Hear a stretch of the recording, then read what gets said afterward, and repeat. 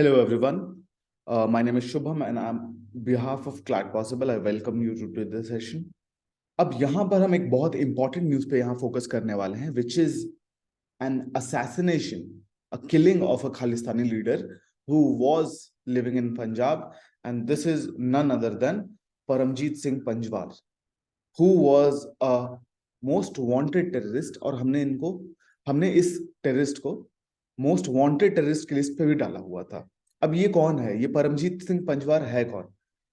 अगर आप इसकी बेसिक आइडिया लोगे तो आपको पता चलेगा कि ये काफी सारे बॉम्ब ब्लास्ट्स में इन्वॉल्व रहा है, specially talking about the Ferozepur bomb blast and killing of certain individuals also.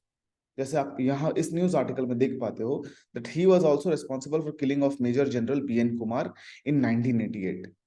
और ये टेररिस्ट तब से पाकिस्तान की शरण लेके बैठा है, आईएसआई की शेल्टर में बैठा है, and this is actually one of the accusations और doubts in the mind of everyone कि क्या ये पाकिस्तान ने ही करवाया है? Was Paramjeet Singh Panjwar becoming a burden for Pakistan's ISI? So this is also a question which needs to be answered. But the main important our focus area is कि परमजीत सिंह पंजवार को मार दिया गया है यहाँ पर पाकिस्तान में। अब हम डिस्कस करते हैं कि एक्चुअली था कौन। जब हम परमजीत सिंह पंजवार की बात करते हैं then he is a Khalistani leader, ठीक है, और he has been accused for a lot of killings. I have told you about one killing in 1988। He has also been accused of killing General Arun Vaidya, ठीक है। नो, अब अगर हम general Arun वैद्य की बात करेंगे तो जनरल अरुण वैद्य जो थे, he was a chief of army staff. ये चीफ ऑफ आर्मी स्टाफ थे during the Operation Blue Star which was launched under the rule of prime minister Indira Gandhi. Okay, Operation Blue Star आपको पता है that Bhindranwale has had done what he had basically used the golden temple as his base, है ना। भिंडरनवाले ने golden temple में घुस के अपना बेस बना लिया था to do anti national activities against the India, और खालिस्तानी मूवमेंट को यहां से कंट्रोल कर रहा था।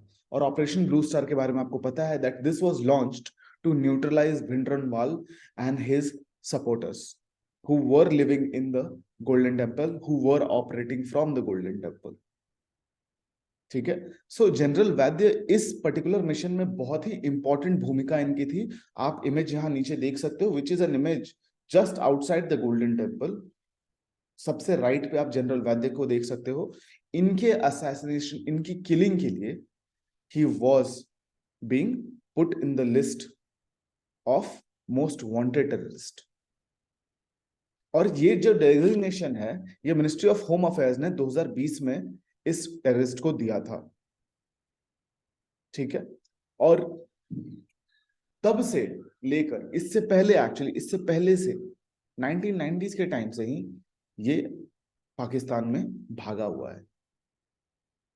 तो आप बेसिकली यहां पर देख सकते हो that he had killed Major General B.N. Kumar, who was the chairman of Bhakra Byas Management Board, and he has also been accused of taking part in the killing of former Army Chief General A.S. Vadya.